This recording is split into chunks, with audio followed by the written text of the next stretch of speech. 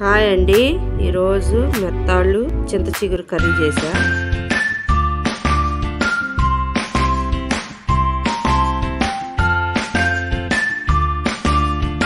ఇదిగోండి మెత్తాళ్ళు, 2 పచ్చిమిరకాయలు, 1 ఉల్లిపాయ, చింత చిగురు. ఇంతేనండి. మెత్తాళ్ళు బాగా తలకాయ తోకలు తీసేసి ఇట్లా ఒలుచుకోవాలండి.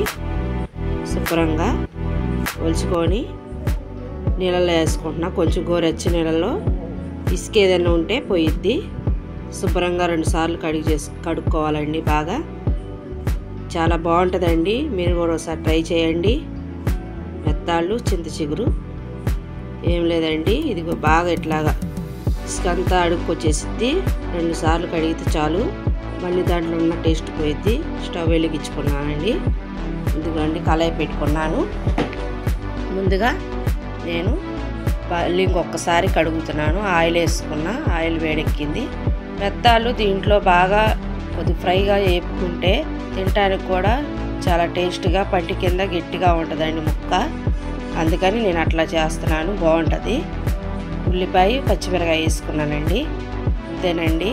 కొద్దిగా సాల్టు, కొద్దిగా పసుపు వేసుకున్నాను. చాలా సింపుల్గా అయిపోయిద్దండి. మీరు ఒకసారి ట్రై చేయండి. నా వీడియోస్ చూడండి. కొత్త వీడియోస్ అండి. నాది కొత్త ఛానల్. రేపటి కారం చేశాను.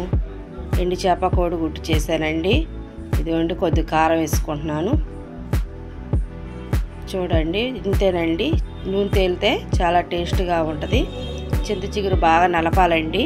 నలిపితే చాలా పులుపుగా, నోటికి పుల్ల పుల్లగా టేస్ట్గా ఉంటుంది. టమాటా ఏమీ అవసరం లేదండి. చింత చిగురు బాగా కడిగి నూనె మగ్గేటప్పుడు ఆయిల్ పైకి తేలినప్పుడు వేసేసుకోవటమేనండి. చాలా బాగుంటుంది.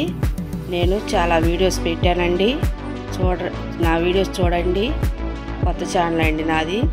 నేను అన్నీ ఎక్కువ ఎండు చేపలకు సంబంధించినవన్నీ చూపిస్తున్నాను. మీరు కూడా ట్రై చేయండి ఒకసారి. అంతేనండి.